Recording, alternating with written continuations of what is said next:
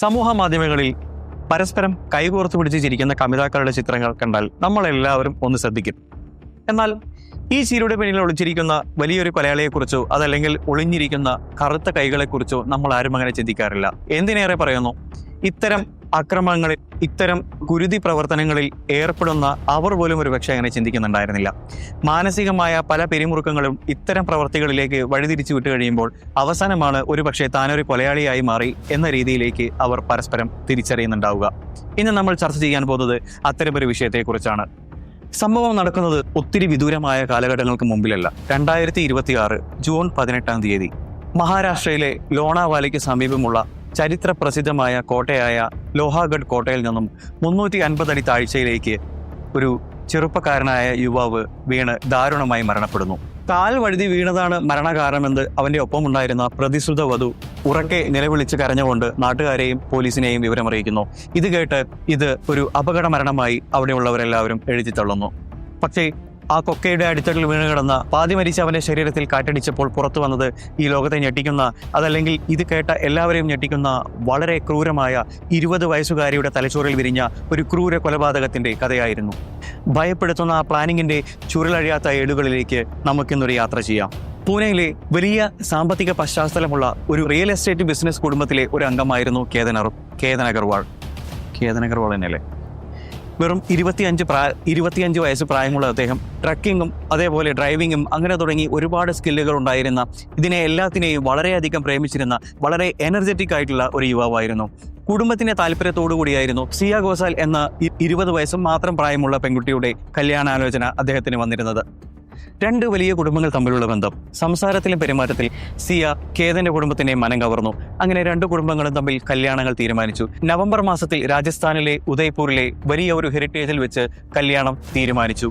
വലിയ ആർഭാടപരമായ കല്യാണമായിരുന്നു 2 കുടുംബങ്ങളും തമ്മിൽ തീരുമാനിച്ചത്. ഇതിനെ തുടർന്ന് പ്രീ വെഡിങ് ആഘോഷങ്ങളും മറ്റും തിരക്കിലായിരുന്നു കേതനും കുടുംബവും. എന്നാൽ കേതൻ അറിയാതെ പോയ വലിയൊരു സത്യം ഇവിടെ ഉണ്ടായിരുന്നു. 20 വയസ്സുകാരിയ സിയ ഘോസാൽ ആ സമയത്ത് പ്രീ വെഡിങ് ആഘോഷങ്ങൾക്കിടയിലായിരുന്നില്ല. 22 വയസ്സുകാരനായിരുന്ന ചേതൻ ചൗധരി എന്ന് പറയുന്ന മറ്റൊരാളോട് കൂടി പൂനെയിലെ തെരുവിലായിരുന്നു ആ പെൺകുട്ടി. വീട്ടുകാരുടെ നിർബന്ധത്തിന് മാത്രം വഴങ്ങി ഈ ഒരു കല്യാണത്തിന് തയ്യാറെടുത്ത സിയ ഘോസാൽ എന്ന് പറയുന്ന ആ പെൺകുട്ടി ഇയാളെ, അതായത് കേതനെ എങ്ങനെ ഒഴിവാക്കണം എന്ന ഒരു ചിന്തയിൽ മാത്രമായിരുന്നു. വിവാഹ നിശ്ചയം കഴിഞ്ഞതോടെ ദമ്പതികൾ എന്ന നിലയിൽ അവർക്ക് പൂർണ്ണ സ്വാതന്ത്ര്യം ലഭിക്കുകയാണ്.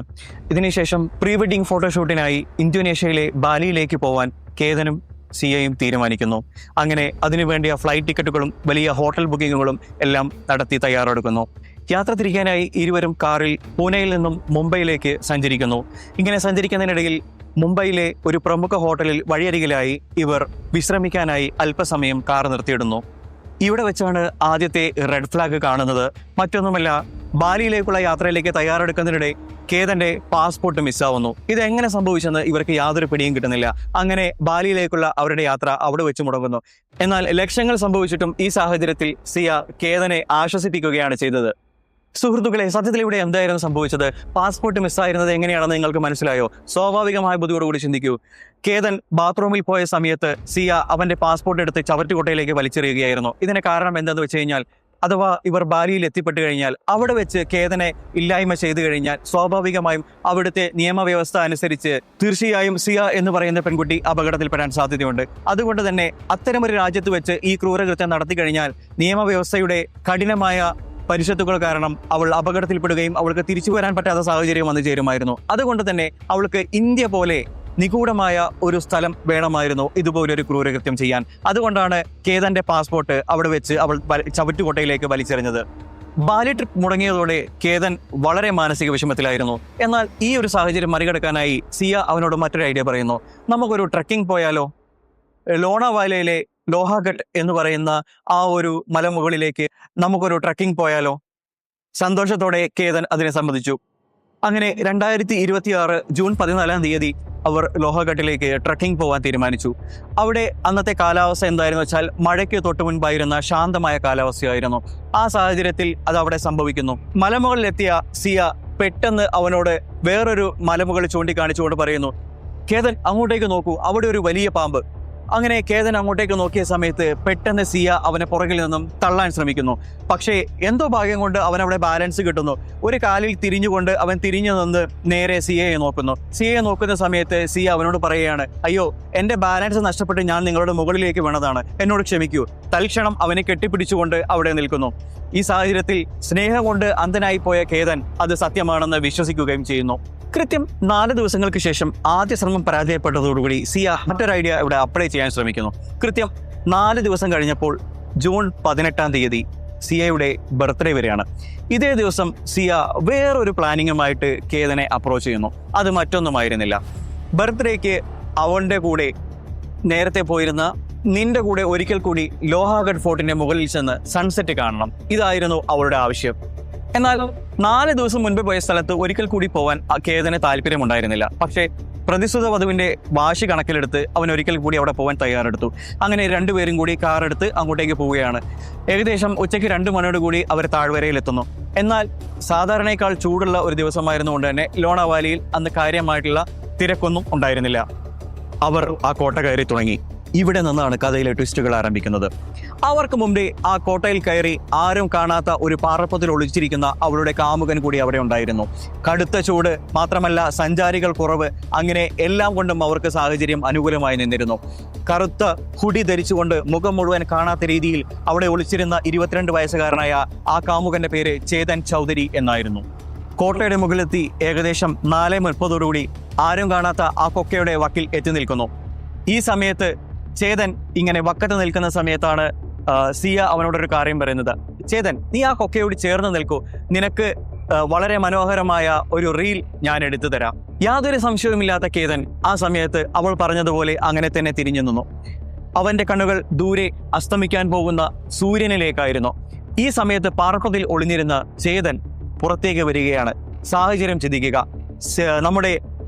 നമ്മുടെ കേതൻ അപ്പുറത്തേക്ക് തിരിഞ്ഞു നിൽക്കുകയാണ്. പുറകിൽ നിന്നുകൊണ്ട് സിയ അവന്റെ റീൽ എടുക്കാൻ എന്ന രീതിയിൽ നിൽക്കുന്നു. മാത്രമല്ല പാറപ്പത്തിൽ നിന്നും പുറത്തു വന്ന സിയയുടെ കാമുകനായ ചേതൻ ഈ സമയത്ത് അവിടെ എത്തുന്നു. ഈ സാഹചര്യത്തിൽ സിയയും ചേതനും പരസ്പരം നോക്കുന്ന സമയത്ത് അവരുടെ കണ്ണുകൾ പരസ്പരം സംസാരിക്കുന്നു. അടുത്ത സെക്കൻഡിൽ രണ്ടാളും സർവ്വശക്തിയും എടുത്ത് അവനെ പുറകിൽ നിന്നും ആഞ്ഞു തള്ളി. ആ ശക്തിയുടെ പ്രകമ്പനം കാരണം അവന് ഒന്നുറക്കെ നിലവിളിക്കാൻ പോലും സാധിച്ചില്ല. തൻ്റെ പ്രണയനിയുടെ പേര് പോലും ഒന്നുറക്കെ വിളിക്കാനുള്ള ത്രാണി അവനുണ്ടായിരുന്നില്ല. ആ 350 അടി താഴ്ചയുള്ള കൊക്കയിലേക്ക് അവൻ തലകീഴായി പതിച്ചു. മാത്രമല്ല അവിടെയുള്ള പാറക്കെട്ടുകളിൽ തട്ടി അവൻ്റെ ജീവൻ ചിതറിത്തെറിച്ചുപോയി.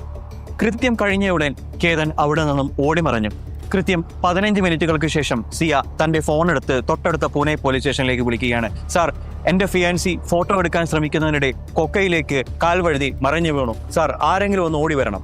മണിക്കൂറുകൾ നീണ്ട പരിശ്രമങ്ങൾക്കൊടുവിൽ കേതന്റെ മൃതദേഹം റെസ്ക്യൂ ടീം മുകളിലേക്ക് എത്തിച്ചു.